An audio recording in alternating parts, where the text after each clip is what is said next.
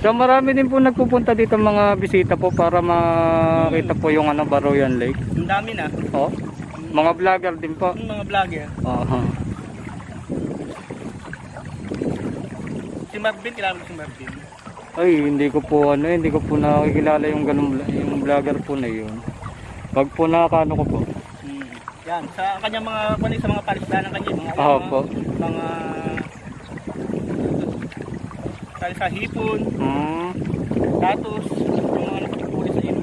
Okay po. Ito yung guys, yung mga cage na yan ay panghuli sa mga hipon, alimasag. Ano pa nga po yung ano?